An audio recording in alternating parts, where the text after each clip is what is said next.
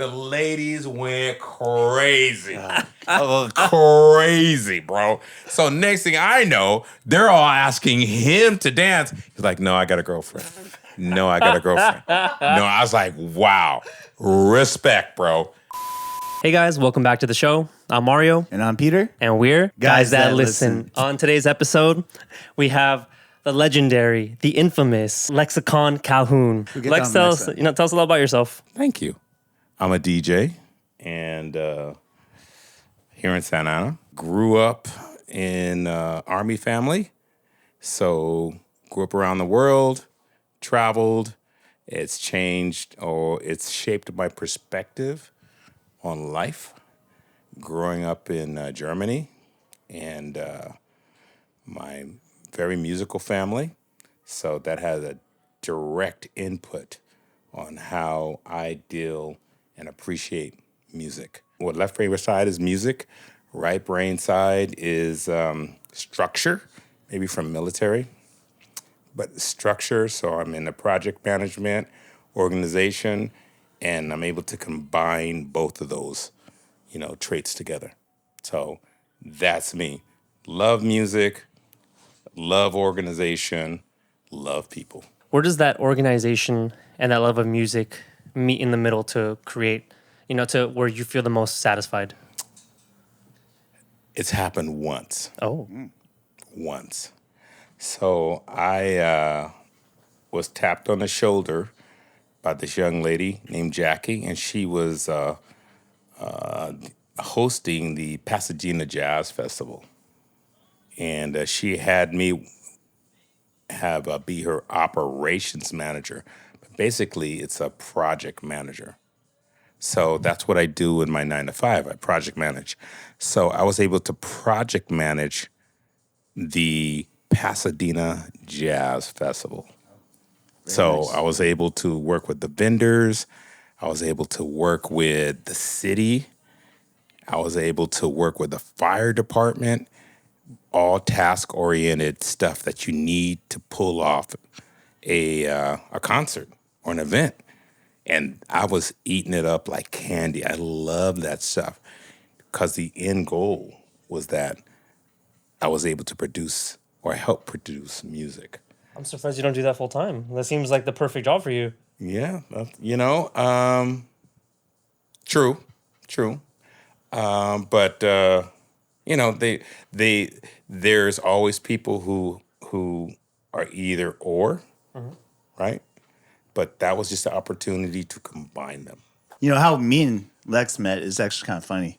Okay, I want to hear your version. You want to hear my version? I want to hear your version. All right, cool. So back in the day in downtown Santa Ana, me and some of the guys would always go out and we would just have a couple of drinks and, Glover. Yeah, shouts to Glover. And then, we would go out and just dance and do whatever, just being boys out. And then one night, I remember seeing Lex. I think he had like a coat and a tie, similar hat on. We were at chapter 1. And then he came up to us and he was like, I don't remember verbatim what you were saying, but you were saying something like, oh, you guys like try and dance? Like, let me show you how to do it. Like, this is how you pop lock. Is that close? That's really close. That's really close. All right, tell me what's your version? Okay, my version, I'm DJing at chapter 1. Okay. Right? And I think you guys had just turned 21. I think so. You just turned 21. So I'm DJing at chapter 1, and I see these two dudes out there jamming to my music off beat. Pop locking off beat, man. It's called pop because you pop to the beat. I'm like, I got to help these fools. That's illegal. I really got to help these young fools. So I left my DJ station and said, it's called popping for a reason. And you got to pop on the 1, 2, 3, 4. You got to pop, bro. So in my phone today, that's where I met him. His name in my phone is called Peter Pop Lock Apprentice. That's in my phone. When it rings, it goes, Peter Pop Lock Apprentice. It's like 20 years ago. Jeez. No, not that long. Come on, not that long. It's not been probably 9, maybe 9, 10 years ago. It's 14. Something like Stop that. it. It's Stop it, been a while. 14. It's been a while. It's been a minute. So, anyways, so that's how I met him. And then the next time. Wait. Okay, I want to go slow ahead. you down. Do you remember what we talked about after that? How do we not. connected? I Oh, do really? not. I do not. Really? Okay. I was working, man. So I this got no is- time for no little snot-nosed kids that don't know how to dance. No, you actually did because you made time. You came out to talk to did. us. Okay. So here's what he does not remember, which kind of blew my mind at the time, right? He came out, we were chatting up, and then I was talking about like how we grew up in Santa, right? Correct. And then he mentioned, I was like, oh, what school did you go to? Because he also grew up around here. I was like, oh, what school did you go to? And what'd you say? Santana Valley. Valley, Falcons, right? bro. And I was like, oh shit, I went to Valley too. And then we spoke about a teacher that we actually both had, which is insane, right? At that time, I was like, what? We both had the same teacher? You're That's basically funny. my I alumni. forgot about that. Yeah, you forgot about that. I forgot about that. I think it was Miss Andrews that we Miss talked to. Andrews. Shout out to Miss Andrews. Shout out to Miss Andrews. That's crazy. You know, we had the same teacher. Had the same teacher. Same high school. And then you mentioned something like, oh, you know, this, he was like spilling the tea, right? He was like, oh, you know, the person who created like the Moonwalk was not Michael Jackson. I was like, no, who was that? I thought it was Michael Jackson. He's like, no, this is from like Valley High School, Santana Way, like Casper. I was like, really? He's like, yeah, he called it like the backslide, not the Moonwalk. He's the one who taught Michael Jackson that. I was like, yo, True that. really? True that. Yeah, I can't believe you forgot True that whole that, man. convo. Is that a true story? That's a true Yes. story. That's a true story. So We got history around here. back in the day, bro, Valley High School has so much talent, bro. The first time we saw Casper, and what were they called? I think they were called the Wizards or something like that. The Pop Lock Wizards. I forgot their name. And we're at the high school talent show, and the Imperial Wizards. That was their name. The Imperial Wizards. They had the whole stage black. And they had white gloves and white Nikes on, bro. And they had rubber bands, white rubber bands attached to their hands. And so when the black light came on, all you saw were the feet and the rubber bands and the hands, and they were pop locking, right? For the thing, right? And then, so then the music, bro, it was, I think it was Kraftwerk. I think it was Kraftwerk, bro. Yeah. Kraftwerk back in the day, pop lock, and they would come out and do their solos, and they all had the rubber bands, and they were doing the pop locking. And then Casper came out. Jerome Casper Bennett sat behind me in math class, right? So he comes out, and then they turn on the lights, and everybody's sitting down in the auditorium, and he starts backsliding, moonwalking. He starts backsliding across. He was so smooth. He was gliding across the stage. Everyone thought it was a magic trick. How did he get on skates between that time? So the whole auditorium jumps up, right? Because they're up here. And you just see him gliding. So they jumped up to see how he put the skates on. Because that's how smooth he was. Damn. Right. So there was a teeny bop magazine called Ride On Magazine back in the day, and they wrote an article about him teaching Michael Jackson to dance. Because back in the day, these pop lock crews would go from mall to mall. That's where you would pop lock. Pre-breaking. Yeah. Pre-breaking, it was pop locking, right? And locking, right? So Casper and his crew, Imperial Wizards, would go around all over Southern California, and they'd battle. And then he'd show up on Monday, half asleep behind me. I'm like, hey, bro, where'd you battle today? Because I didn't battle. I went and taught Michael Jackson. I'm like, excuse me? And he told me the story. Yeah, that's that crazy. Michael Jackson's crew asked him to come and teach Michael how to backslide. So Michael busted out what he taught him on Motown 25, and then the media called it moonwalking. That's wild. Ooh, and that's So history. Casper taught him. That's my story. Casper, if you're out there, validate. I don't know where he is, but validate, because that's what I remember. No, because after he told me that, I've talked to a lot of different other dancers, and they confirmed that Oh, same really? thing. Yeah. Yeah. It's called backslide. It wasn't called. So there's this whole. So what's funny is, like, I stopped dancing for a minute, and we had all these moves. You know, you guys, they call them all different now. But we used to call it the twist to flex. We used to call it the vibrate, where you go like this. I don't know what you call it now. Ticking. Call it ticking, but we call it the vibrate. So we got all these moves that never translated to the corporate world. So there's guys out there that do moves that have never been seen. So that's why, like, I was at Proof one time, I think with you, and you told me, hey, that guy's Jabberwockies, right? And I'm like, I don't care. I don't know what Jabberwockies is. And I was battling. And they're like, oh, man, bro, you got an electric boogaloo style. And I'm like, what's that? I just call it pop locking. They call it electric boogaloo. I'm like, oh, from the movie? So they called my style, they coined my style electric boogaloo. I'm like, I didn't know that.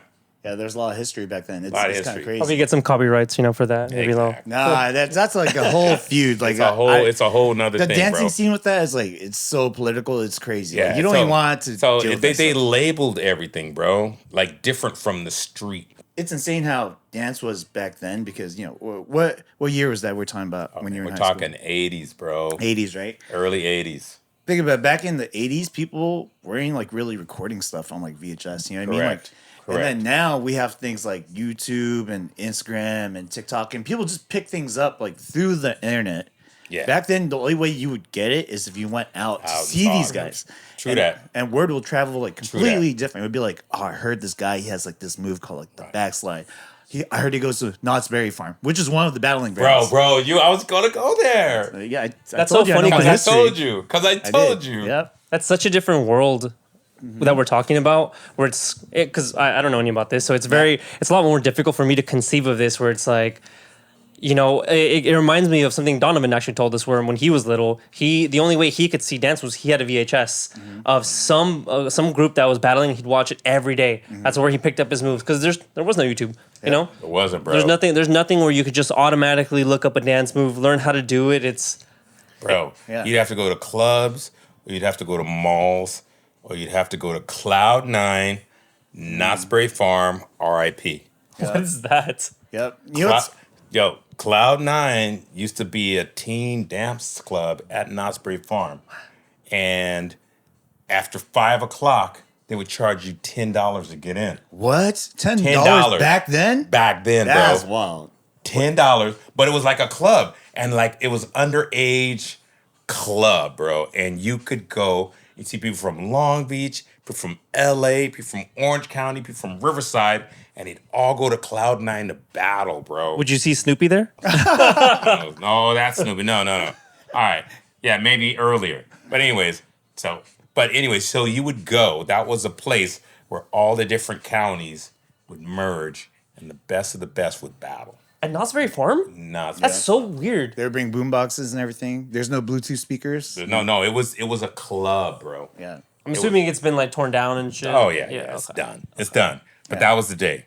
That and then the other teen club was in the Circle at Orange. Oh yeah, I know what that is. And it was called Circle City Disco. Circle City Disco. And it was upstairs. It was a teen club. So high school, Friday night after the football game, you'd go to Circle City and you'd see people battle up there too, bro. It was so crazy. It was so new, so fresh. It could go anywhere, bro. It was cool. Do you feel like the world was smaller back then? Absolutely.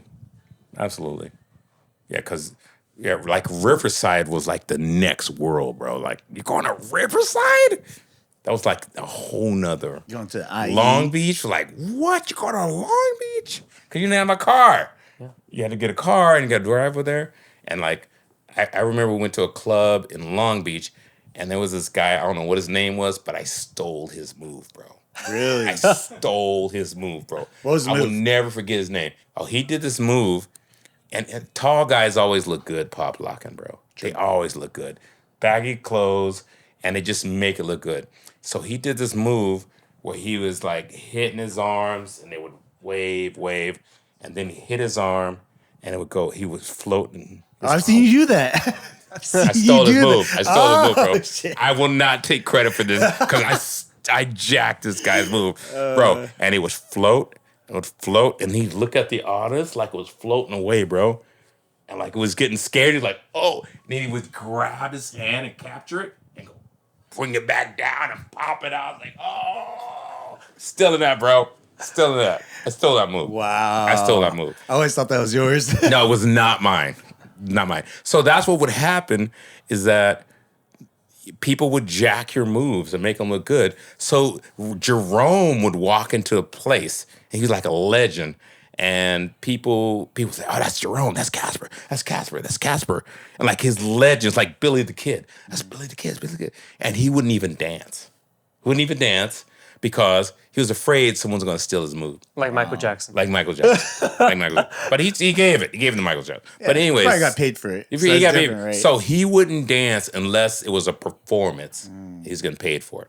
And then you're probably seeing live on the performance. Someone's recording. Yeah, So there's yeah, evidence. yeah. Yeah. Because Like Donovan. yeah, exactly. Like Donovan. I mean, those are such different times. Okay, Well, so different this is like a chance for me to get to know my buddy a little bit more because, we talk about some of these things. That's how I know about the history. But, I don't know what you did outside of high school. Like, what happened after that? All right. So graduated high school. I was in the janitorial, bro. I did janitorial business with a buddy of mine. He had his own business, and he wanted me to take it over. So for like 9, almost 10 years, just did janitorial at night. So all my buddies would be at the clubs and stuff, and I'm like, I had to make that money, bro. I had to make money. So I'm doing janitorial for almost 9, 10 years. Oh, wow. Yeah. And then I said, you know what? I'm in my mid-20s. I said, I'm tired of working at night. So then I went to computer school, computer technical school. So that's 6 months of, mainframe training. So I did that. And then that took me in a whole nother direction. And that's where you're at right now, right? Yeah. So it's all IT. I like you even more now, Lex, because I do janitorial. There we go. Yeah. So I'm telling you, man, it's good money. Yeah, it's really But money. it's a great money. But when you're 20 something and your friends are out hanging out at the beach with a fire pit and you're mopping floors, not a good look. Different times, though. Different also. times, I think bro. now people could change their mind about it, especially if it's like a business. Oh, yeah. Right? Like, again, I have nothing against like janitors in general. Like, if that's Where you going your with job, this? that's how you pay for your thing. Where the fuck are you going with this? I'm just saying, like, if that's how you pay for your family, like, of course, do your work. You got to do your work, right? You got to make that money and bring the bacon home, right? But at the same time, like, someone like Mario and someone like yourself who ran the business, Right. I think now people have understanding the difference between the person who's running the business and the person who's employed by the business. As far as like being someone who's like in their mid-20s, right? Because back then you're saying in mid-20s and your friends are all going out and you're cleaning floors, not a bad look. But now if you're out, you're mid-20s and you're like, I'm running my cleaning business. That's a big deal. I don't think people think No. lowly of it at all. Don't. That's a big deal. Yeah. If you're running the business, right? You're running the business. That's that's admirable.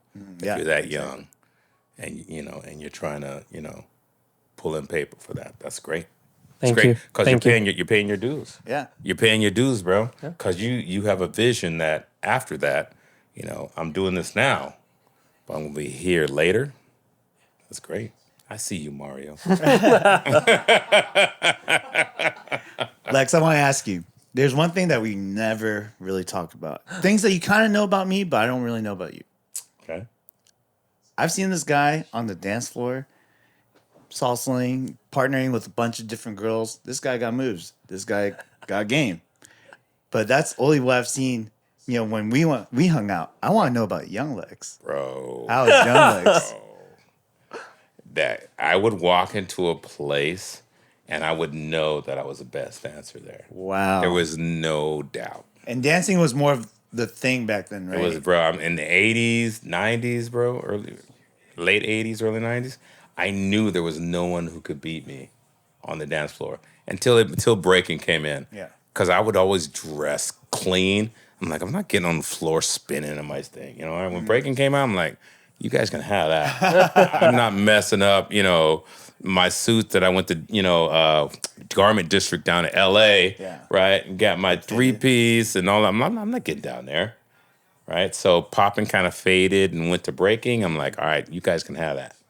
And I'll just do my thing. So one of the styles, we're really focusing on dancing because that's a big part of me. Yeah. But one of the things of battling for me was that I would incorporate every style. Yeah. Every style. So someone would be pop locking, and then I break into a salsa move, and they can't hang because that's all they knew. So then someone would be salsing, then I break into a house move, right? And they wouldn't know that. So that was my thing. I'm a student of music and a student of dance. Yeah.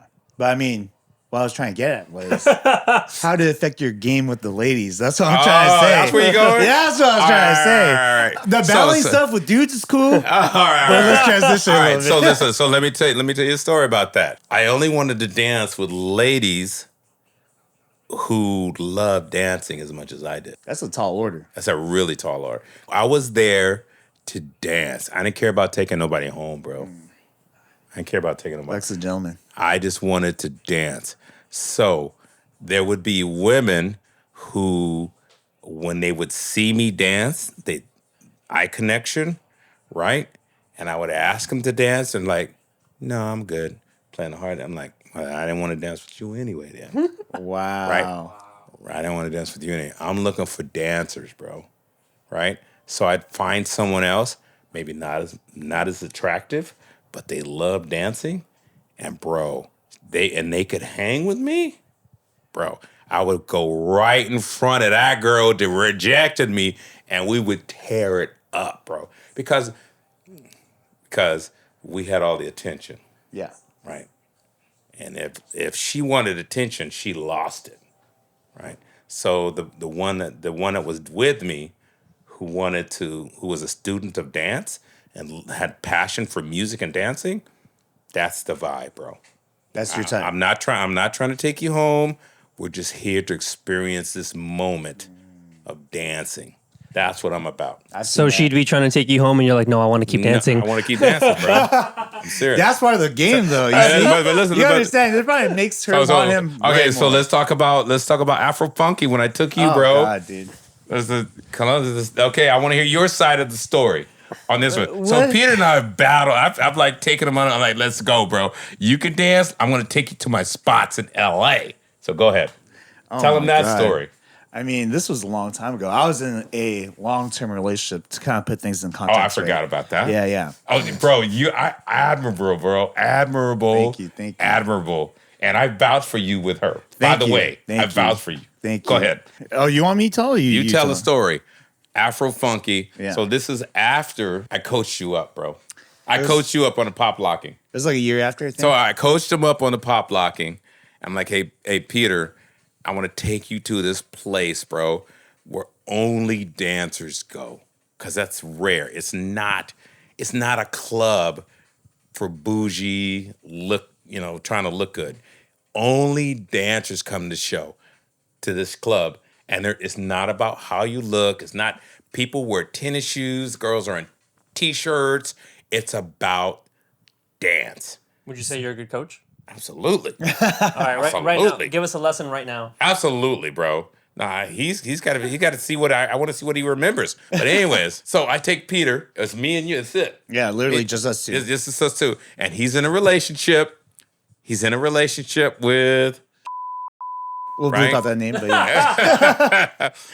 But I'm just happy he can go because I need someone from Orange County to witness that there's a place that dancers go. Only dancers go. And it's international. It's R&B, it's funk, it's Latin, it's African, it's Indian, it's everything. So as a dancer, you get to test your styles out with all these different dancing styles. Reggae, Yeah. the reggae dancers I was like, I've never seen. House, so you get to see all these dancers. So I bring him, I know the DJ, so we're on the stage. We're on the stage, bro, right next to the Remember that. DJ, bro, and we're looking at everybody. So me and Peter, we got the hook up. So we're just sitting there, And then there's ciphers all over the club, bro. It's like 3, 4, 5 different ciphers where people are just jamming. Yeah. Right. So then if you wanted to battle, you would go dance and get in one of the ciphers. So I'm like, yo, Pete, let's go. So we go, and then Peter starts pop locking. I haven't seen him in a minute. And he goes into a cipher. And then I'm gonna let you take the story. I don't know if my perspective is that correct, but I remember getting out, and then people would come talk to me. I was chilling with everyone that was hanging out there because I just felt like people were just there to dance. You know, I didn't feel like anyone who came to talk to me was looking for anything but just to talk about dance. That's the way I saw things. That's exactly how I saw it. Okay, perfect then. So, you know, we'd be dancing all night, and this was crazy because it was the first time where I had gone to a club venue where there were so many different kinds of dancers, but also different kinds of music. And the thing about dance, especially back then, was like all style open format dance wasn't really a thing. Well, that's Meaning, true if that. you break, you dance to break beats, right? If you popped, you dance to funk. You know what I mean? If you housed, you dance to house. It was very specific to its own genre. And that was like the only time where I'd see people, no matter what style, would dance to a specific kind of music. So it was like a test of your musicality more than your actual style. Good term. Yeah. So that was super interesting to me. And I was like, well, I've never seen anything like this. And people were so open. And it was just all about the dance, which was super cool. I don't really see that anymore. There is, because don't get me wrong, there's dance parties still, but it's very different. It's like they're very, very serious dancers. And this was more about people who just enjoyed dance. Right. Yeah. Very, very different kind of crowd. But then the story that I want to get into is that I would look around after a while to make sure that Lex is still good because he drove me there. You know, I was drinking too, so I was like, make sure that I don't, miss my ride home. I look around and I see Lex with the chick, and he's like salsaing her around, right? And this is the first time I ever seen him like dance with a partner, and he's going off in this circle. Everyone can see like he's carrying her, right? And then all of a sudden he like slides her around. Like he like just slides around, pulls her back up, and I was like, yo, she just fell in love right now. Because I don't know how it is nowadays, but back then, if you could dance, like automatic girls would like just come after you. Like that was just like the thing. And to see Lex do that, especially in a dance like salsa where you like could partner up, is very, very different. Like popping and breaking, they're solo dance styles. You don't really break against someone unless you're battling. You don't pop against someone unless you're battling. Salsa is a partner dance. You guys have to be in unison. That is like its own beast. I don't know how you got to that point. How did you learn all that? Because when I saw it, I was like, damn. And remember, this was when, like, what? I was in my 20s. You were in your like 50s, right? During this time, or late 40s? Probably 40s. Late 40s, right? Yeah. So I'm like, all right, this guy had just been working. We go out all night. He's dancing his ass off. He's sweating everywhere. You know what I mean? He's going off. Like he has not stopped. He has not missed a beat. I'm like, Lex, calm down. Like, this, like you're not gonna have any energy left, right? He's like, no, I'm leaving on the dance floor. I'm leaving everything on the dance floor, right? So then everything closes, and we're like, yo, let's go eat. You go eat at this diner. What is the diner you mentioned? This is some stuff. What stuff? Why are you avoiding the topic, Pete? I don't know what you're talking about. We all see it on your face. We literally all see it on your face. Bro, What happened to being honest on the podcast? He don't know what you're talking about. Bro. He goes into a cipher and he kills it. I don't know. Yeah. He was pop locking to whatever music there was. He's pop locking, and I'm like, what? That's The Apprentice? What? Like he's like leaning back in slow mo, and I was like, no way. And the whole crowd, the cypher's like, wow. Because he's the only one doing that. He's the only one pop locking. I didn't even pop lock, right? Because I'm doing the salsa thing, yeah. right? And he's like leaning back in slow mo or isolation. The ladies went crazy. Crazy, bro. So next thing I know, they're all asking him to dance. He's like, no, I got a girlfriend. No, I got a girlfriend. No, I was like, wow. Respect, bro. I got a lot of respect from him that day because he killed it.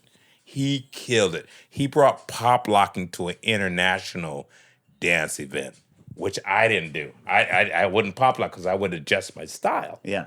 Right? But he pop locked everything. and the ladies loved it. He still rejects them now too. What happened to that part, bro? I mean, I don't know. It just feels like tooting my own horn for no reason. And No. Did it happen or did it not happen? It happened. I just remember looking at Lex. I was like, I'm gonna be in so much trouble tomorrow. Like, I'm not doing anything, but Right? But they were feeling you, bro. They were feeling because you were like, the minnow or the goldfish that just was out of the pond, and you just made it happen, bro. I was like, Thank you. That's the Pop Lock apprentice right there. I did that. You did. See, that's what was crazy though. Like we hung out all day, danced all night. Got to the diner.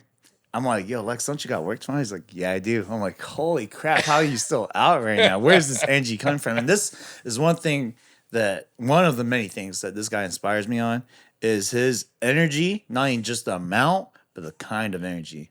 And I think this is someone that, I wish everyone had in their life, someone like Lex, is it shows you that, because one of the main things for me is like, I start everything hella late. Even dance was like late for me in my 20s. So for me, it's like people tell me it's too late to start. And I don't think so. I think like if you love it, if you have passion for it, if you want to chase it, you can continue and never stop. I don't see myself ever stopping dancing. I'm like You should not stop. doing anything crazy. You should stop right now. Well, I should. Because you got to fix. Because you got to fix. Up. No. He's got a torn ACL and a torn MCL. He has to stop. He literally has to stop. Okay, maybe. My God. Are you serious? He's not supposed to be dancing. Weak sauce, I can do the bro. robot though, Oh, come on, Pete. I didn't know that. I recently got injured. It was a recent been thing. months, I'm just slowly learning. Wait. From dancing or from sporting? No. I got into a car accident and then that really tweaked my leg, and I didn't rehab it. One of the things that you learn, because for me, I'm now in my late 30s, but prior I had no idea that, because when it got normal after the car accident, I was like, okay, I could walk, should be fine, feels fine. Yeah. But everyone was asked like, did you rehab it? I'm like, well, I mean, I feel normal, so it must be rehab. Oh, Pedro. I didn't know. See, and that's one thing that see how Lex looks disappointed in me. I want to ask him. No, I'm sorry. I'm just sad because there's no way I cannot dance, bro. Yeah, same. Please stop dancing. Okay, maybe Please I'll rehab. dance like Please that. Yeah. rehab. So bro, you can rehab still, bro. Yeah. So I want to ask you, like, what's your secret to all this longevity, brother? I mean, Bro, it's just. I'm not just talking about No, dancing. I'm just, bro. All I can say is I love music and I love dancing, bro. Just positive energy. Just positive, bro. Yeah. Right. So there's I think to every person there's a spiritual side that you need to get fed, right? Mm-hmm. There's a physical side that you need to feed, right? And there's an emotional side. So those three, you got to feed those three things, bro. So there's a spiritual side, there's an emotional side, right? And then there's a physical side, right? That you got to feed those, man, right? So I try to feed those, man. Can you break it down? What you mean by like spiritual, physical, Okay, so emotional? So I believe in a creator, okay? Mm-hmm. And if you believe in a creator, right, that creator gave you food and water and this and that, right? So the body needs water and food, right? So that same creator says that you need to be fed like a spiritual side. So it's just like water and food. So if you take that to the physical side, if you say there's a thirst in you, right? So I'm thirsty, so I drink water, right? Spiritually, if you're thirsty, you have to fill that with something. Some people, when they get thirsty, they drink water. Some people, when they get thirsty, they drink soda or they drink coffee. There's some people who don't drink water. Oh yeah. right?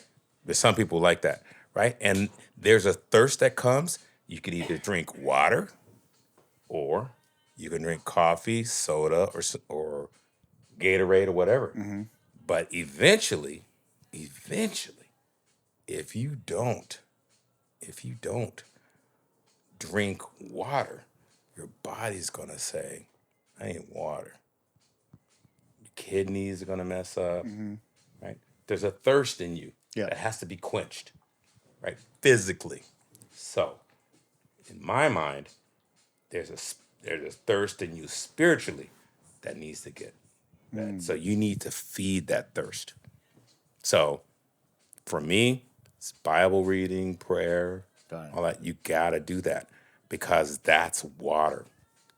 I think That's your in water. our DNA, we're designed to get that spiritualness, right? Makes sense.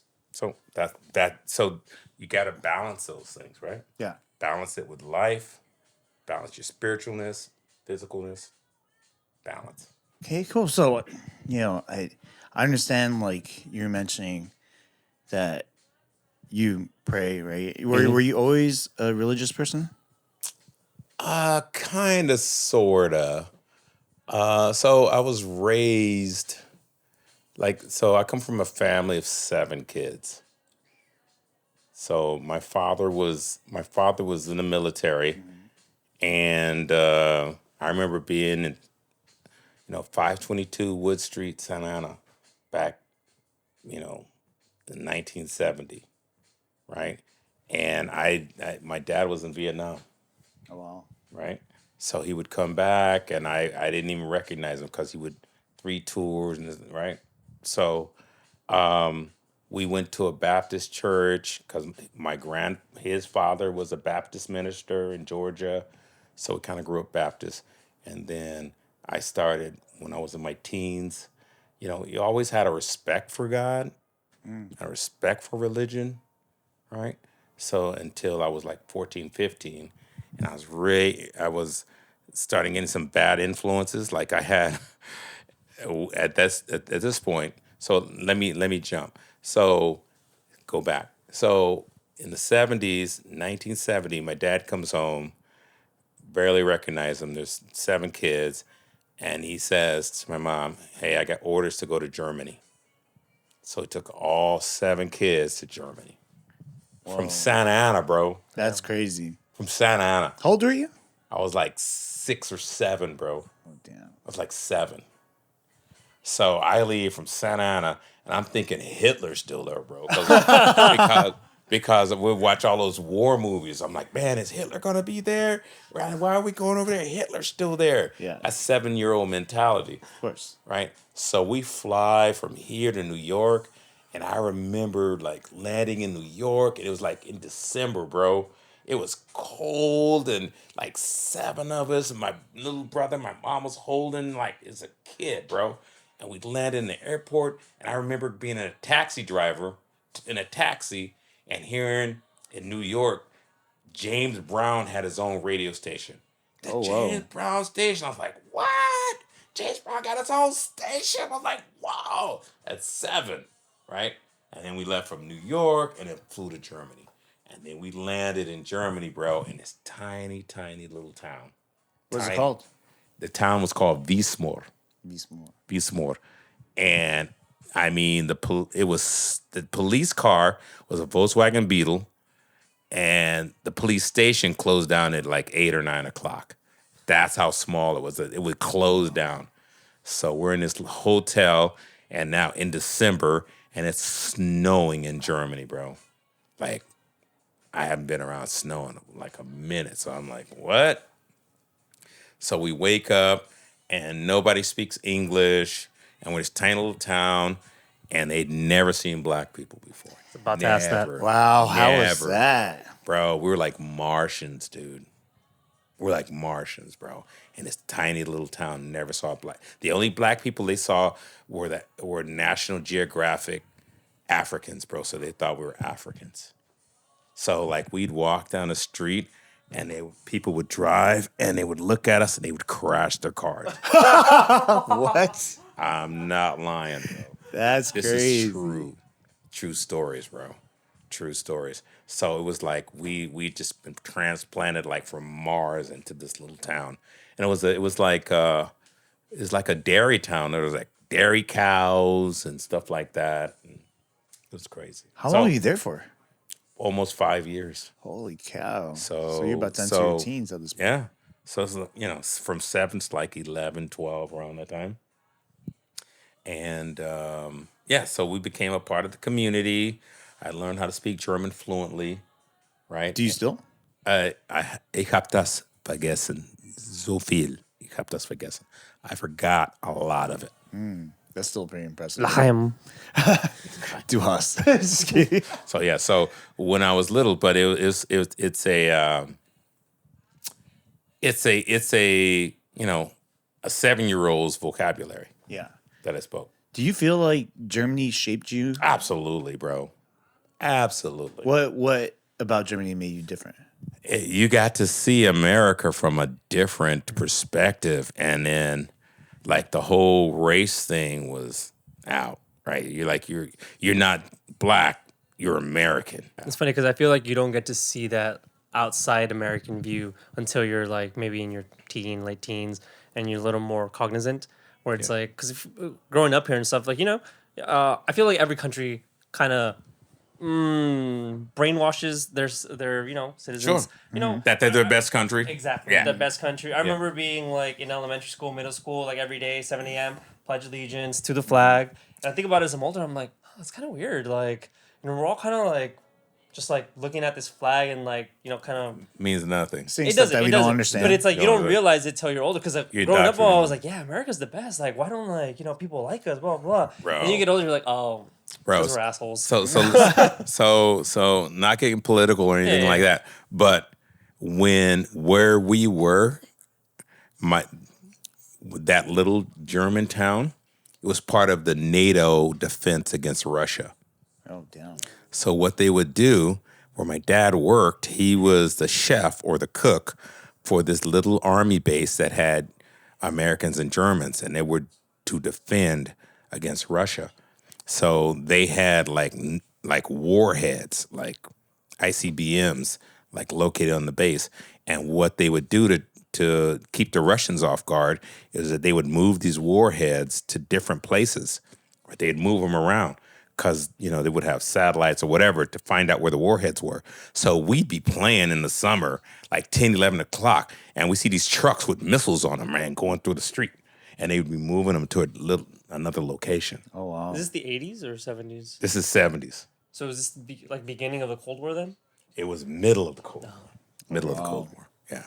So, it was like normal for us to see these missiles like going through. Yeah, that's crazy. Being someone who is born into a military family, I hear a lot about that, and not even just people who are like born into military families, but live into like countries that are participating in war. Right.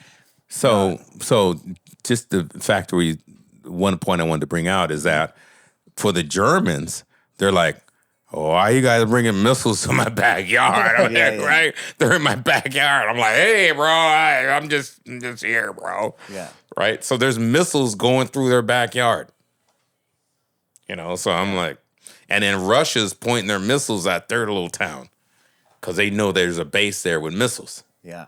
So you got to respect that point of view. So that helped me open my mind. Like, hey, bro, people have different perspectives. Yeah. Wow, that's I mean? wild, especially So that helped me have an open mind to different ideas and just listen, bro, because everybody's got their own perspective. That's true. Especially your black family going to Yeah. Germany. That's wild. Yeah. That's probably a huge culture shock for one. Huge. But how did you end up back in the States? Just to backfill. So where we were in this little town, there were no American schools. So we had to drive 90 minutes to this seaside town that had a British Army base there. So Close we to ended up America. going to a British school in Germany, black people from Santana on 522 Wood Street. So we're in Germany, at a British school. And that was a culture shock. So with culture shock Germany, culture shock Britain was crazy because they hated Yanks too, and they hated blacks. You know what I'm saying? Wow. So how did that work? So, we just had to stick together as a family, which made us closer as a family, right? Wow. But it taught me a lot about culture. None of y'all ever got a British accent? No. So you went through all that. What made you guys decide to move back? So my its time was up. He's got to, after 5 years, come back. So from there, came back to, we moved to Fort Ord, Northern Cal. And that's a whole nother, story. NorCal and SoCal, total different vibe, bro. Oh, yeah, completely. Total different vibe. So up there, I came back and I was in the 7th grade, right? And 7th grade it was 7th, 8th, and 9th. That was that was the schooling, right? But down here, what is it? 9th, 10th, and 11th, right? So when you got to 9th grade up there, you were a senior.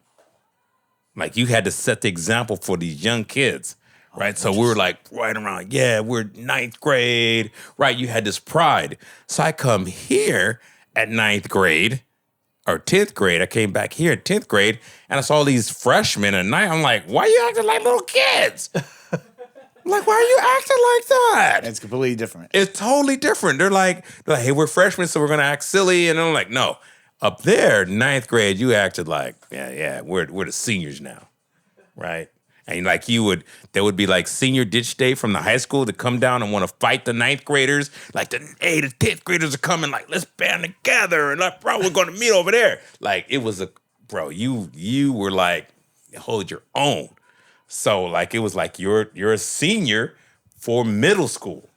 So you held that pride.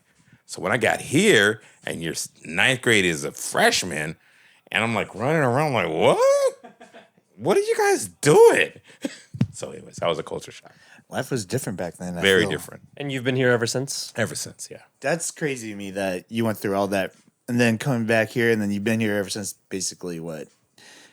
You were in 7th grade, right? Yeah.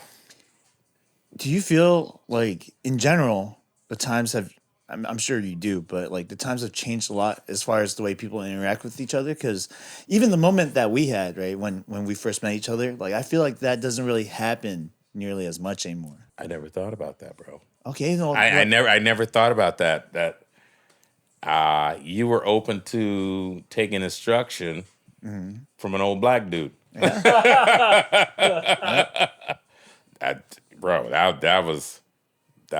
That's deep. That's what I'm like. Hey, that's why you were my apprentice in the phone, bro.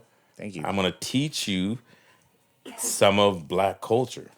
You were open to it. Do you want to teach the audience right now some? I do not want to do that. A little, because I don't want to mess up his knee. Because he's gonna want to battle. He's gonna want to battle, and he's gonna lose. He's gonna lose. But anyways, so yeah. So come to Funky Friday. You can see me get out. Yeah, he does get down all of his gigs. Trust. You can see me get out on Funky Friday. I think I've seen you at Native Sons a good time. Yeah. So you know how we talked about when I met you. I was actually 22. I had just started dancing. It was a new hobby of mine, something that I was very enamored in because I had seen like America's Best Dance Crew. I was like, oh, what's this? Like, let me practice this, practice that. But it was something that I always was fascinated with, even when I was younger. I just didn't understand it. I didn't understand rhythmically how things worked. I didn't understand what it was like to be on beat. And, one of the times I do remember very vividly was I was in high school. It was senior prom. I had gone with my girlfriend. And we had gone to, I think, Wild Rivers for prom. That was like prom in Valley High School. Wow. Yeah. Wow. And they were just playing a lot of like mariachi music, and I was trying to dance, but mariachi music has a lot going on, And back then, to me, I thought dancing was, and she was a ballet person, so she was trained, right, classically. Really? Yeah. Wow. So for me, no. it's Okay. But okay, so I'm there. Prom, you're supposed to dance. I don't dance, right? At this point, I had no dancing experience whatsoever. It was just like bopping my head, and even that was probably offbeat. So for me, I was like, well, I'm with my girlfriend. We spent money. Well, Wild Rivers. Let's have a good time. Let's try dance. trying to dance with her, and she's like, can you stop dancing? Like, just embarrassing me. And I was like, oh, okay. Wow. Okay, maybe I should not dance. Ouch. Yeah. And to me, that I had, in hindsight, I understand the impact that it had. Because at the time, I just felt embarrassed. But I didn't know what it did to me in my actions. As far as like going to house parties afterwards and growing up and being around people who dance and music, I didn't want to move at all. I was like a wallflower. I would come and I would just stand there because I was just embarrassed to move. And that's how much of an impact her words had on me when I was younger. Yeah. And I realized that in a lot of other aspects with me too, even when I, when I would practice guitar and sing, one of my exes would be like, "Oh, you're kind of tone deaf. You're a horrible singer," Oh my God. And that stopped me from singing. So a lot of things that I had to overcome as I grew up to learn to not care what people think about what I do, because I'm not really, I mentioned a lot, I'm not really a natural at most things, right? Especially when it comes to dance, or especially when it comes to like singing. So it got to a point where I understood that I really love these things. Right, I really do love dance a lot. Like I cannot not move if music's here. You know what I mean? You just feel it, right? You just feel it. And especially being a kid who wasn't from a household where anyone danced, or being around like groups. I was a skater kid. You know what I mean? Like I didn't grow up around that. The most was like people would be beatboxing or listening to hip hop, and that was pretty much it. But the movement aspect of it was not something I was around. And when I learned that I actually want to get better at it, because I actually really loved it, was when I learned that I needed to not care about what other people think about me. And if you ask any of my friends during that time, when I was 22, when I just picked it up, the difference in the way I approached things had changed so drastically, because you could see how much, or actually how little, I cared about what other people thought about me, because I would dance everywhere. We would be at a tea shop, hanging out with friends, and there was a beat. I would be dancing, in front of a bunch of people, like just doing my thing. That's and I dope. did not care. People would tell me, I like, remember that. Yeah, people would I think tell you're me dancing at OCC. Yeah, like in the OCC. library, just like Yep. like, And oh, people would that's tell me Peter. to stop. I'm like, I ain't stopping for you. Like, this is for me. Dope, bro. That is so me. Yeah, because that's so me. That's so different. Like I think there are a lot of people who want to pursue it, and there is a fear of looking goofy. There is a fear of looking, like embarrassing your friends or whatever, right? But in the very end, if you love it and it's something that means something to you, you got to overcome that, because you will get ridicule no matter what level you're at. It does not matter. Like, you will get it more when you're beginning, right? Because there's a lot of things you could fix. But even on the highest level, there would be people who's going to criticize you or critique you. That's just how it works. And you got to learn to have thick skin and not allow that to stop you from doing what you want to do. I was dancing in the parking lot before you came and got Oh, me. yeah? I was dancing, bro. Dude, every Bro, day for me. Every day I'm for me. dancing. I was dancing in the parking lot, waiting for you to pick me up. Bro. I believe you too, 100%. Supermarket, and I don't care, bro. So good. What? So big up to you, bro, for Thank you, coming brother. to that realization. Yeah. I didn't have that journey because He's like, I was born with it. I'm natural. I didn't have that journey, bro. But I still get the pushback. See, you know what's crazy though? Is imagine I was going through that and overcoming these criticisms, right? And I picked this dance up and I'm like, I want to get better. And as I'm dancing out of this bar in chapter 1, this older black fella comes up to me and he's like, "Hey, you're off beat." Imagine. But I showed you. But you see what I'm saying? If I had not been working on that realization, if I was in the spot that I was before, I would just take in like, oh shit, here's another 5 years where I don't dance. Right? Fortunately, the time frame was I figured out that I need to stop Good caring. for you, bro. And Good then for you. luckily he was being constructive about it. It wasn't like he was just telling me I was off beat. He was like, "You're off beat. Let me show you how to do it." True that. Yeah. True that. I did not know that, bro. That really helps inspire me because I was planning to take dance lessons this year. Oh, I wanted to really? go learn some salsa, learn because Let me know because I need to learn some salsa, bro. What do you mean? What do you Bro, mean? no, I You're the bro. instructor. Why don't you go into the class? It's like, No, it's my own style of salsa, bro.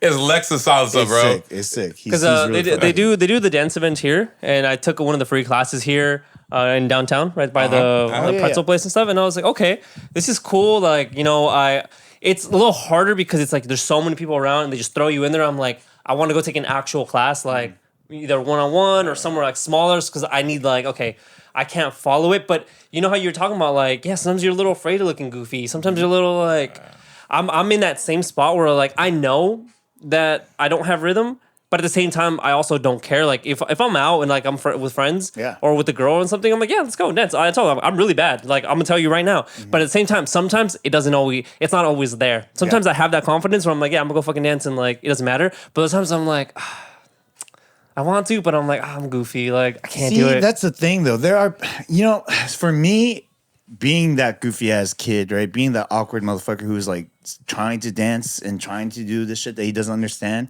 Like I understand people like that. I see it, and when I see other people ridicule people who are just starting like that, I'm like, yo, come on, man. Like that negativity is not it.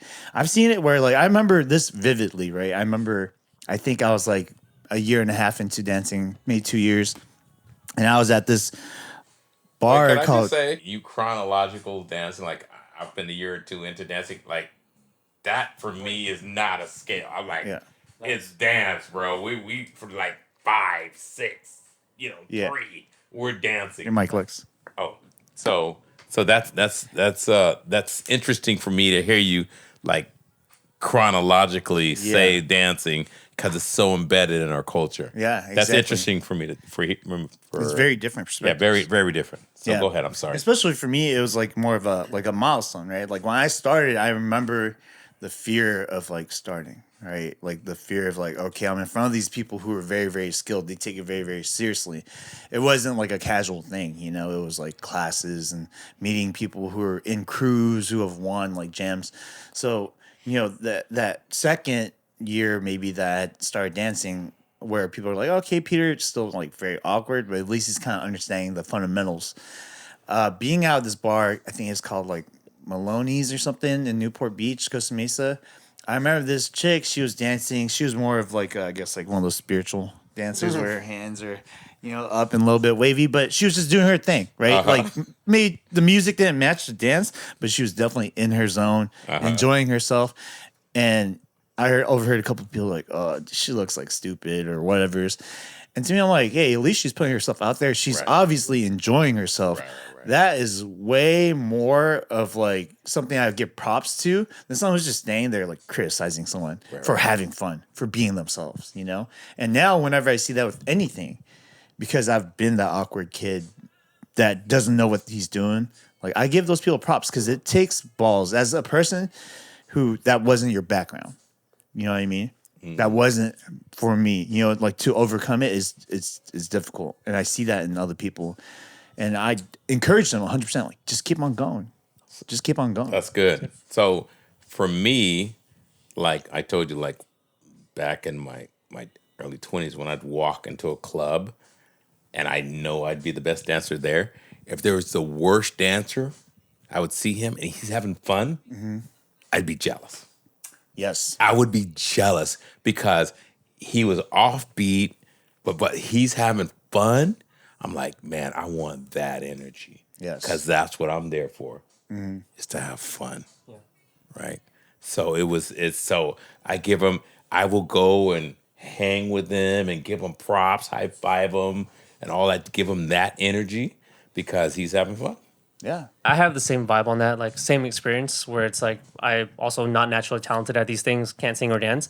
I'm more further along with my singing than with my dancing where I'm comfortable, confident, everything. Because like now, like I'll go karaoke anytime. I'll go sing. I sing every day. Like I'm in the car, shower, anything, and like, randomly wherever. But there was a time when in the same way where I was like, and I'm still tone deaf. It just brings you so much energy though. Like it changes your vibe and like you're kind of like, the way you feel. And I remember being 21, 22, and I was dating this girl, and she had a good ass voice. They would go karaoke, like, to actual like bars with a bunch of people, and I was so scared. I was so scared to do it. And I remember the first time I ever did it, it was at Irvine Spectrum. They had like a little bar outside, and you go up there. I remember I put a song on, and I was like sweating the other time. It was a Sublime song. I think it was Bad Fish or something, or Santeria. And I remember I sang it, and she looked at it, and I finished and everything, and she was like, "Oh yeah, that was okay." And I felt so bad because I could tell she was like, "Oh, that was bad." I was like, and I knew it was bad. And then I did it again, like at another bar. I'm like, you know what? I have to like do this. I have to like get past this, like, because I had heard, like, I knew that karaoke was not about being good. It's about, you can be good too, but it's like about being fun. It's about like having the right energy, like getting out there. But conceptually knowing that and actually doing it is two different things, True. And I remember doing it in front of like all these like random people at a bar. And after like the third or fourth time of that, I was like, oh, okay, kind of getting the hang of it. And when I hear people like sing bad to them, like, I'm going to sing with them. I'm like, let's go have fun. Like, let me encourage you to sing. Or people who are shy, like, oh, like, I don't really like want to, like, try and like, pass them the mic and stuff. Cause like, I've been there, like, I know. And it feels bad. Lex is like, I have no idea what you're talking about. No. He's like, I've been born So gifted. I don't do karaoke. Oh, that's what you don't do. Yeah, Karaoke. I don't. Oh, wow. I don't do it. I mean, you have before, right? I have before, Yeah, but but- it's just not. Yeah, it's not me. But dancing. I just heard you dancing. singing right now. I know, but that wasn't karaoke. That counts. It Yeah, counts. okay. I sing, but I don't karaoke. That's true. There is a difference between singing in front of a group of people and just singing between the homies and shit. Yeah. So it's but big up to you, man, for your growth. Thank you. Your singing growth, right? Now I just got to do it on beat, like a non-tone. So that's the next level. So why do you say you're tone deaf? I don't understand that. Because he's tone deaf. Because I'm tone deaf. Well, so explain that In the to same me. way where, how you were telling Pete. Like Peter was off beat? Yeah, so I can't read beat. Like I don't really perceive it as much. Not beat, but just Tonality. Tonality in general. You can't hear if you're in it key or depend- not. I can mimic really well. If I hear a song, I know like not the cadence, but the timing of stuff, so I can do that. But that's because I'm like learning it and like practicing it. But off like the cuff, like listening to something, I'm like, I don't always get it right, and I just don't know. Well, okay, so I always thought tone deaf meant you're off key. I might be off key too. Yeah. So it's hard for me because I don't have that musicality. Like that's what I'm missing, So and it stems from like not having that musicality. I don't have, and it stems to like dance and singing, Like I don't know when to like move in like to the right beat. I don't know when like where to pitch my voice if I need to, Yeah. But I can mimic. You're the first person I met. No way. That admit that they're tone deaf? I don't know.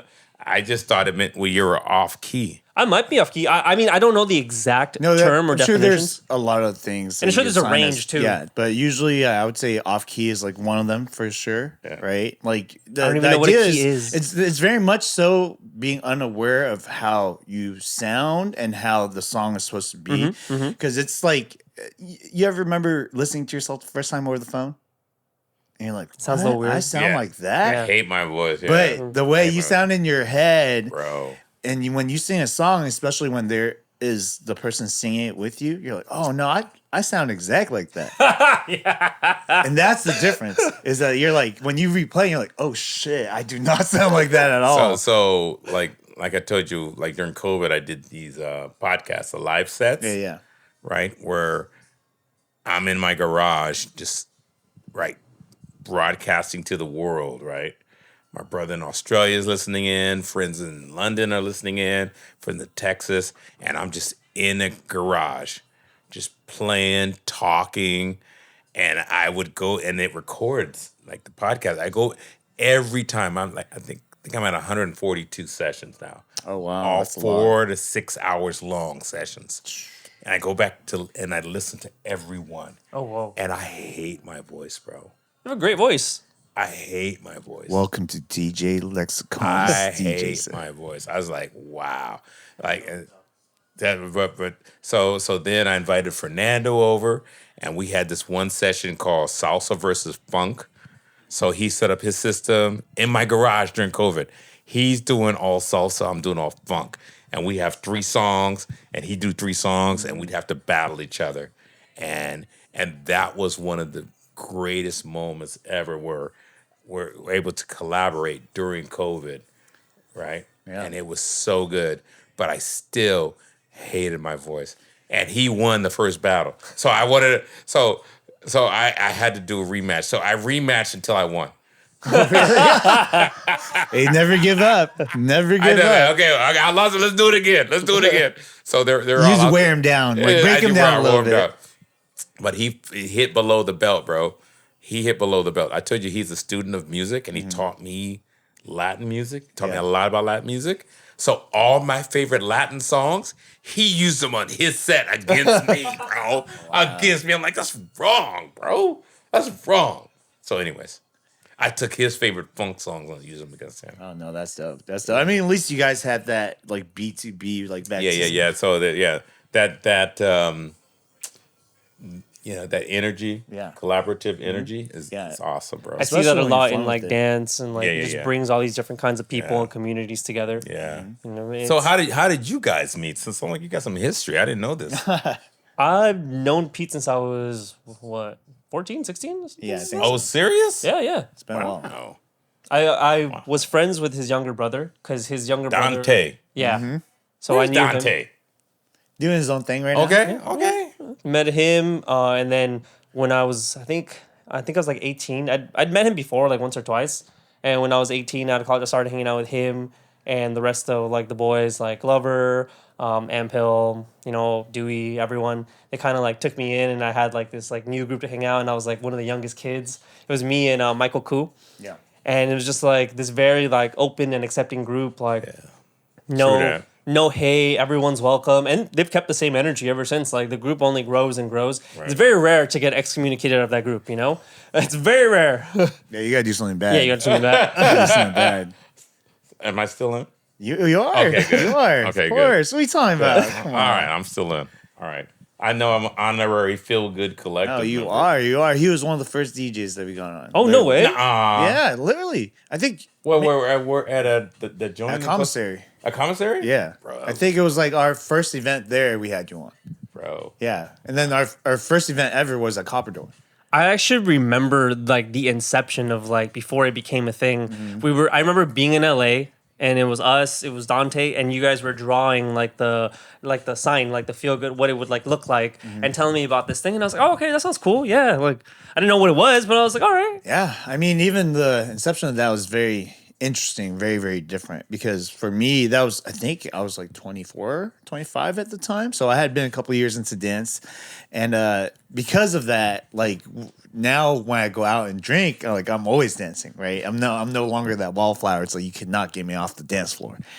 And because I was that guy, and I was always with a group of friends who would dance also, whether it's lockers, poppers, b-boys, like we would all just get down every single day. It would be Monday and it would be no one there, and we would just dance Where at? everywhere in downtown, right here. L.A. No, here in Santa Ana. What? Where Yeah. was I? I don't know what you were doing back then. I think you're on the dance floor with the salsa chick right Easy, there. easy, tiger. But what was crazy was, eventually everyone kind of knew me as the guy who like brought a group, and then once everyone started dancing in our group, everyone at the venue would start dancing. So it would cause this ripple effect of like everyone dancing and no more wallflowers. Whether or not they actually knew how to dance or they're just like kind of grooving a little bit, everyone got down. And I met Mike, who used to work at Copper Door. He was the GM, and he had. You remember Mike? Yeah, Mike Long. Shouts to Mike Long. Oh my God, bro. Is that original Mike? No. Mike.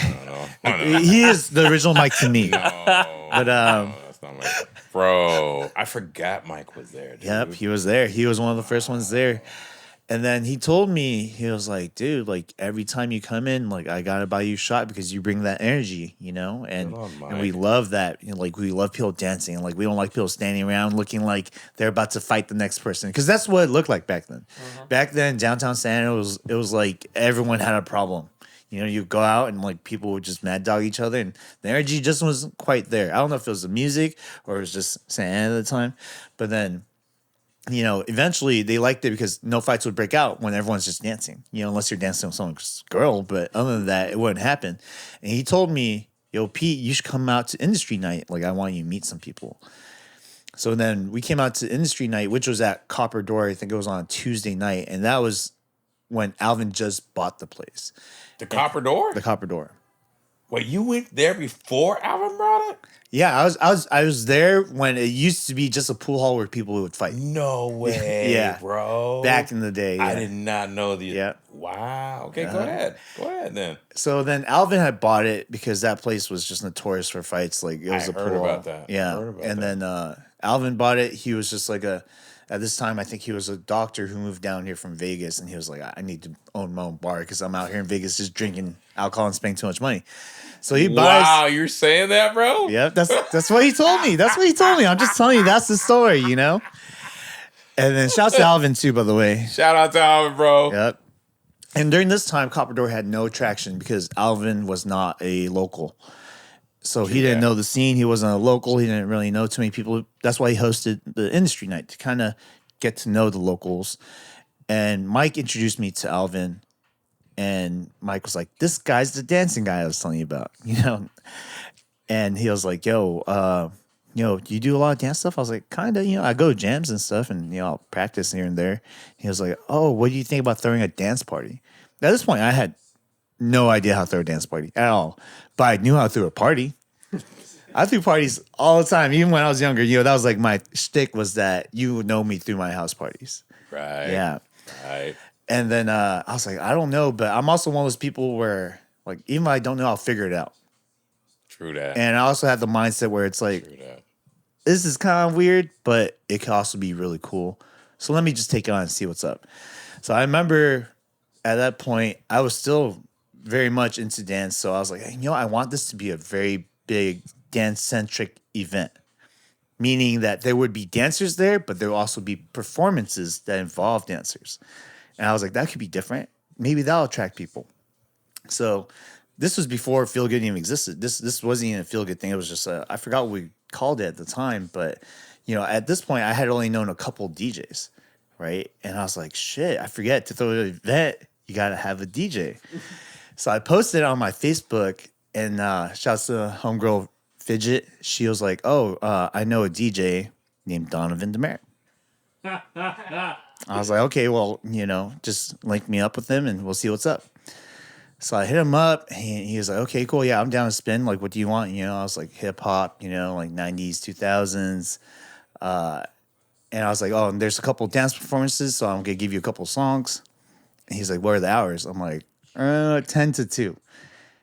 And I was like, I could do $100. And he was like, 100? That's kind of low, That is low, Yeah. bro. But Wow. Yeah. Different times. different times, Wow. And you got to understand. And drink tickets. Yep. Right? So then we have the event night comes, and I've been like promoting it, however, just posting on Facebook. And I remember talking to Don. I was like, yo, are you here yet? He's like, yeah, I'm about to be here, but I don't have any of my DJ equipment. I'm like, what do you mean? He's like, I just came from the Bay, so all my DJ equipment is in my house in Irvine. What? And I didn't drive, so I don't have a car to pick everything up. And I'm like, oh my God, you're telling me this is the day of? What the hell? And he was like, can you do me a favor? Drive to Irvine. I'll leave my garage open and bring my stuff, my mixer, like all the cords, mics, and everything. And I was like, crap, I have no idea what the fucking mixer is. I had no idea what the equipment was, He was like, don't worry about it. You'll figure it out. Just go to the garage. Drive to Irvine.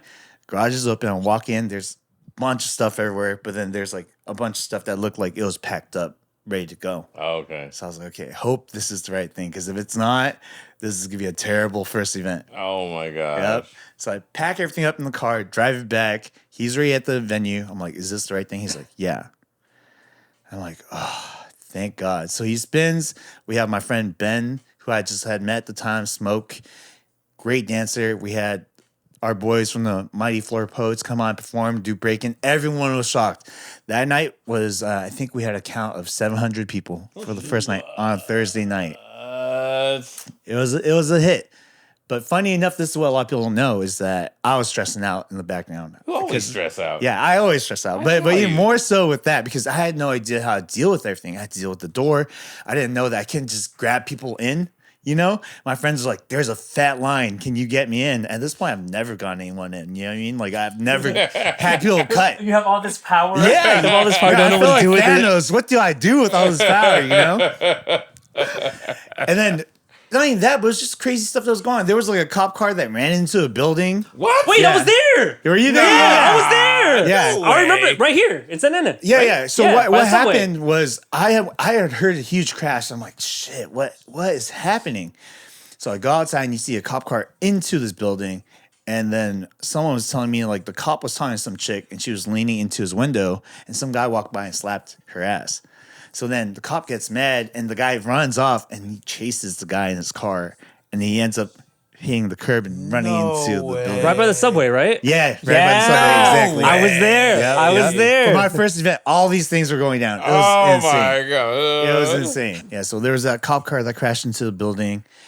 And I was stressing out because I'm a person where back then when I threw a party, I make sure everyone gets their drinks in. True. So I have these performers who I didn't pay anything, right? They're just like, I'll just dance for you for free. And, you know, I'm not trying to be cheap or anything. Just back in the day, I didn't know how to pay creatives, you know? It's just like a brand new thing to me. So I told them, I was like, I'll get them drink tickets, which back then was these basically like, what do you call it? Like these little cork tokens. Yeah. And so I gave it to them. I asked them, the Copper Door people, like, okay, these are drink tickets, right? Yeah, we'll give you a couple for your talent. I'm like, cool. And I just remember thinking, like, okay, here's free drinks. Like, I already paid for Donovan. I had been back and forth and paying stuff to promote. I was like, okay, you know, like I spent my money. 700 people. No one even knows. Like everything's kind of like catching on fire right now. So I think we're okay. I remember getting the call. I forgot what the cut was at the time, but back then, Copper Door used to be just a beer bar, so no liquor. And I got the call from Alvin, and he was like, "Okay, we didn't make that much money, like not enough to pay you out."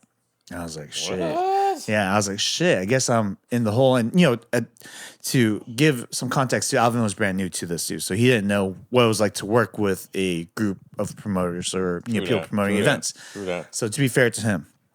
Yeah, and I was like, shit.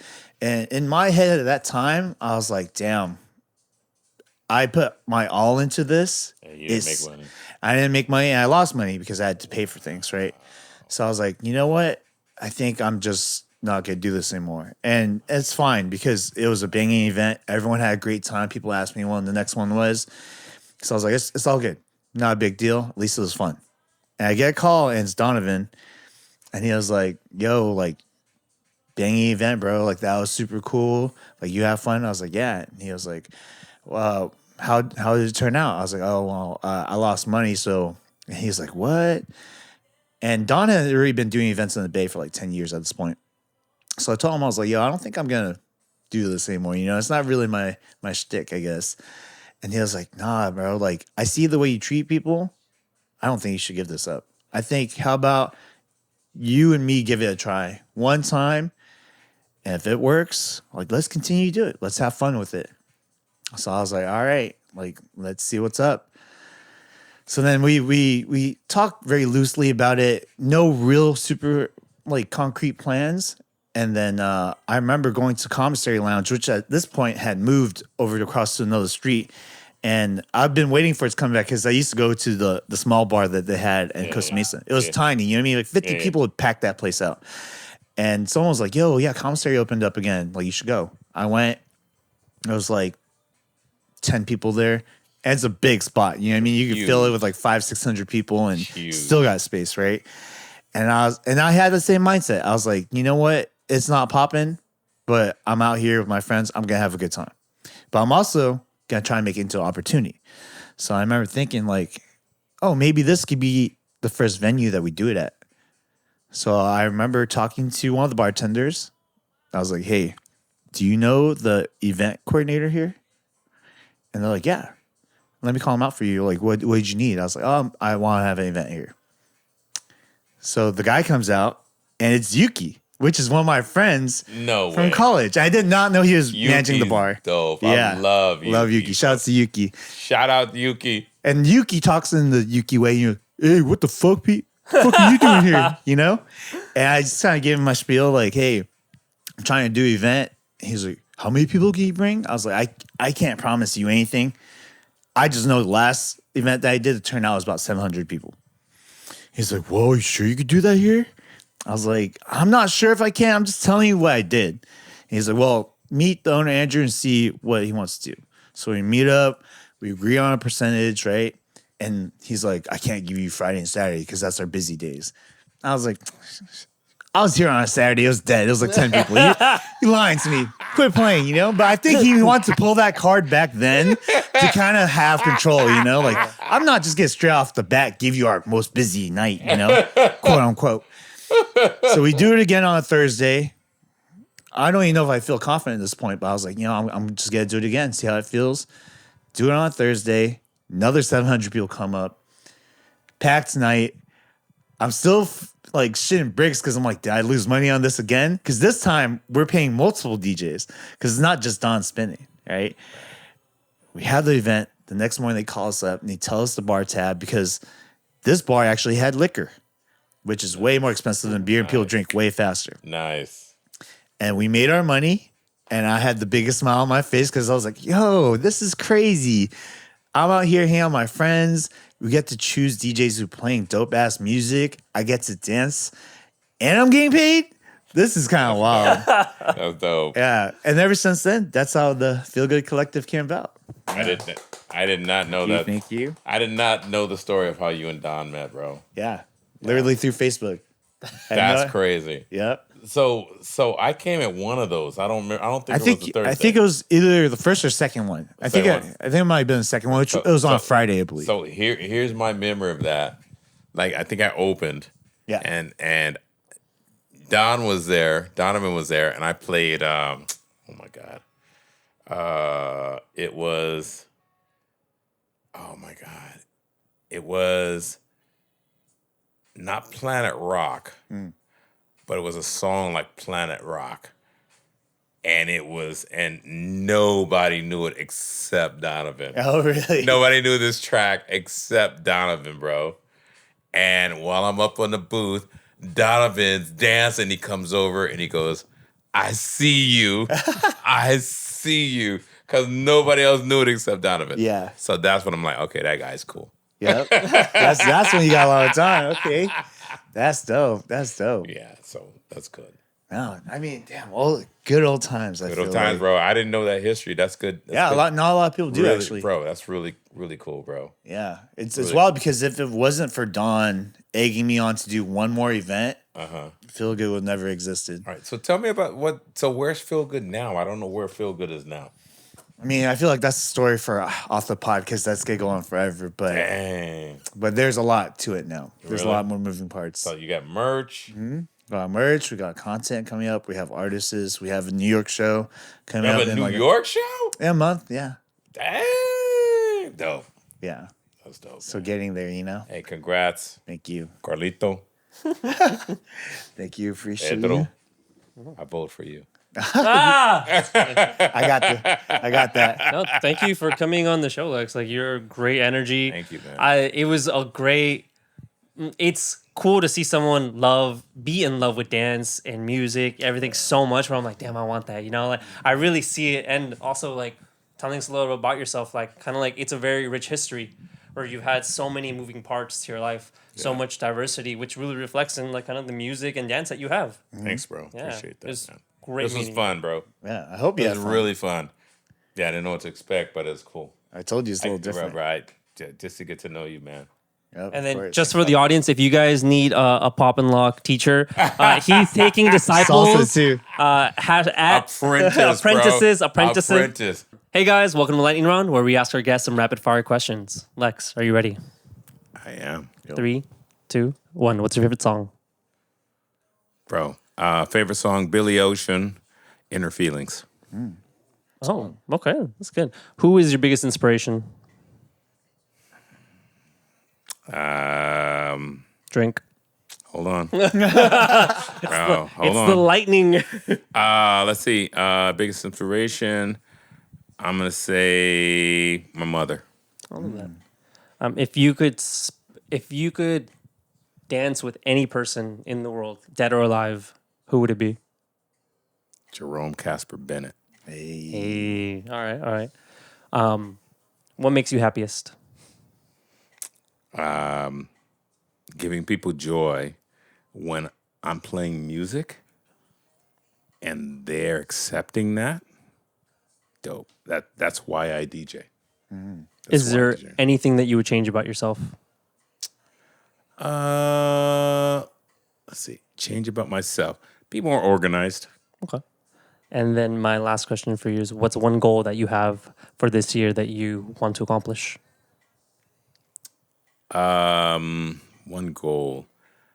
It's professionally, I divided professional, personal. Professional is establish a good project management team that excels in what they do. Okay. And personally? Personally, let's see.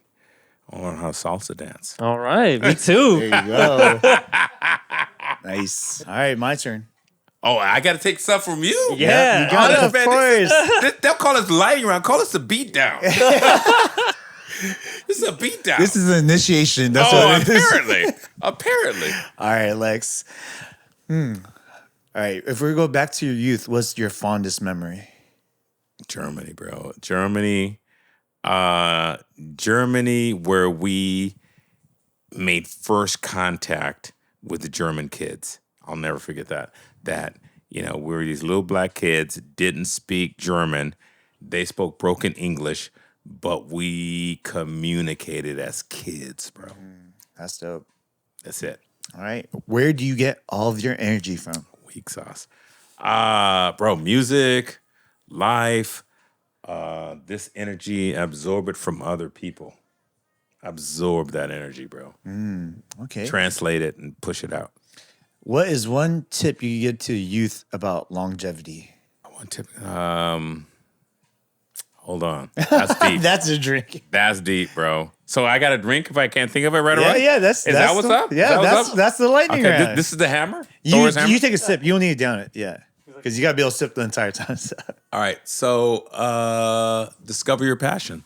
Discover your passion. Discover your passion and figure out how your passion can be monetized. Nice. All right. What is one tip you give to youth about dancing? It's got to come from the heart, bro. From the heart. In order to dance, you have to learn rhythm first. And this is my secret sauce. Ooh. It's all about the boom clack. All right. And my last question. What is your favorite beer? He's a beer connoisseur, by the way. That's why. He's a beer connoisseur, by the way. That's why I left it for last. It's a Bud Light. It's my beer that I made called Sugar in the Tank. Ooh. It's a Belgian strong with 4 different types of sugar. That sounds good, Ree. And it's coming to a bar near you. Oh, what? Really? Native Son. Just kidding. Native Son. Yeah, just right over there. That's where I did it All last right, time. I'll be there during the Yeah, release. right. You didn't get there last time? I think I did. I had a Sugar in the did. Tank release. Yeah. And you got a Sugar in the Tank glass. Oh, You I can don't take remember the glass. cans. I remember you gave me some, though, but I don't remember the glass. Bro, it was dope. No, that's dope. I remember you started making beer. I was like, dude, that's it. It's a good That's beer. it. It's a good beer. All right, guys, that concludes our lightning round. I want to say thank you to our very funny, very vibey guest, Lex. Thank you for coming on. Let us know where we can find you. All right, I'm at Native Son, Instagram, DJ Lexakhan. Lexakhan as in Shaka Khan. Jamming like Shaka Khan, killing it like Genghis Khan. I'm DJ Lexakhan. And I just want to say thank you, Lex, personally, because he's been a buddy of mine for a long time. I really am happy to have him on this platform because I get to know you a little bit better. You get to know me a little bit better. And you're one of my inspirations. So thank you again for coming on. And I want to say thank you to everyone who's been watching the entire time. Make sure you like, subscribe, and comment below what you guys want us to talk about next. And remember, live fast, drink fast.